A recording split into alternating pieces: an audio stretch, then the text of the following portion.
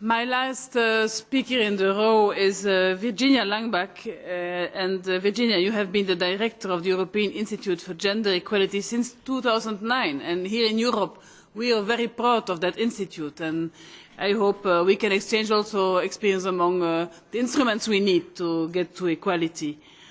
Through her work, she, as a political advisor and project manager for several Swedish governmental departments, she became an expert in gender equality and equal opportunities.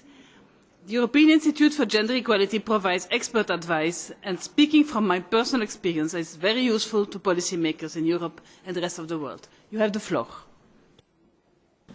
Thank you very much.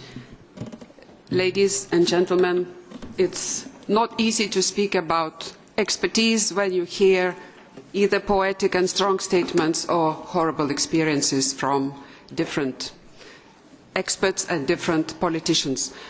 What I want to discuss with you, it's not suggestions, it's not answers, but I first of all would like to think about what is the role of politics. We are talking about women in politics, and I believe you will agree that politics, the aim or the goal or the mission of politics is to bring the nation, bring the people to prosperity, which means that it's the politicians, that means women and men, who take the decisions on the scarce resources we have to put and meet the priorities.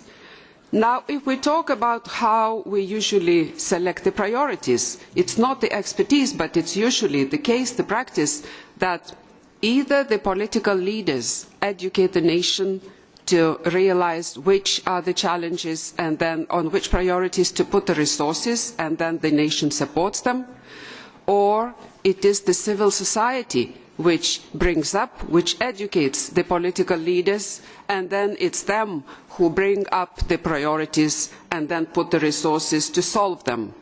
Now, if we think about what exactly in that case, where will we place gender equality? Is it a political priority? And the question, of course, is very much related to how the political leaders solve it. And I have a personal experience when we were working with Rwanda. It was just before the elections when we, during the cooperation project with Sweden, we had a delegation from the Ministry of Housing and Local Authorities, and then suddenly, you know, there came a message they had to come to visit to Sweden, and then the message is we cannot produce for you the list of participants. It's President Kagame saw the list, and then he said, I see 22 people, and out of those, 2 women only. Come back when you have half and half of women. So I mean, that is a very simple, at the same time very easy way to educate the people.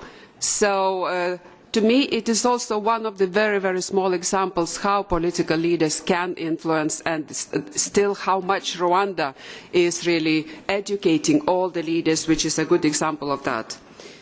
Now, if we talk about regulations, do we really need regulations? And also, if you take about different examples which were mentioned during those 2 days, first of all, for me, and it's very important that we discuss when we talk about the framework, we talk about human rights and we talk about gender equality. At the Institute, we have much discussion on that. Human rights, it is a universal framework, it's agreements, it's treaties where we more or less can adapt to every country of the world, and we know that this is the guidance, this is the framework.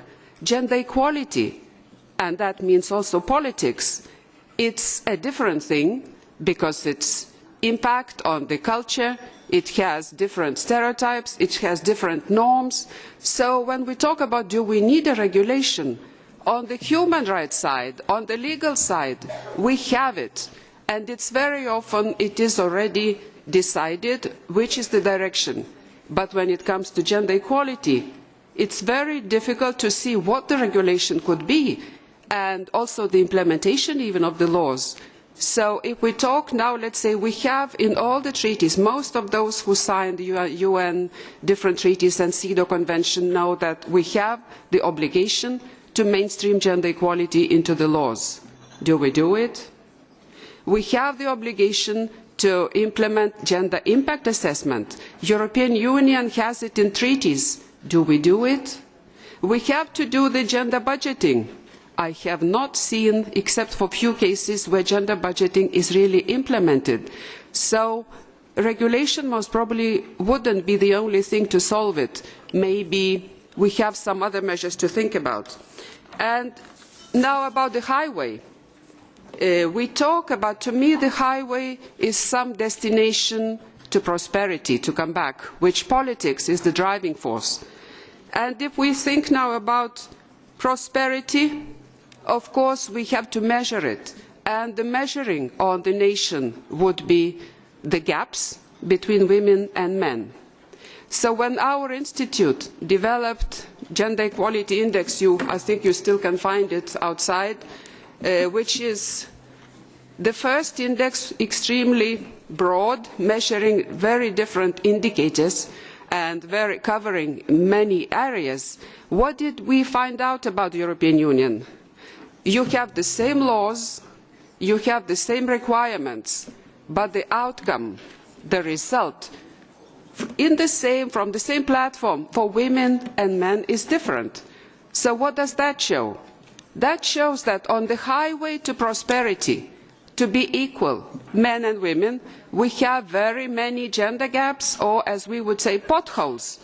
So that means, if we say that for the European Union, we found out that in the index of the Gender Equality Institute, we found out that it's 30% gap between unemployed women and men who are born in a foreign country than the one they are living within the European Union. What does it say to us? If we found out that it's 30% gap, and also negative, of course, towards women, 30% gap between women and men on single parents, what does it say to us? So the gap is the warning sign. It should be stop. The highway, you cannot just go without thinking. Stop, there's a gap, which you have to mend it. Next gap, you have to mend it. So to come back to the question, are we created equal? I think when all the gaps, all the potholes are mended, we will reach the prosperity, and for that we need really to think, to make the leaders aware of it, to accept that that the gaps have to be mended, and that's the only way forward. Thank you.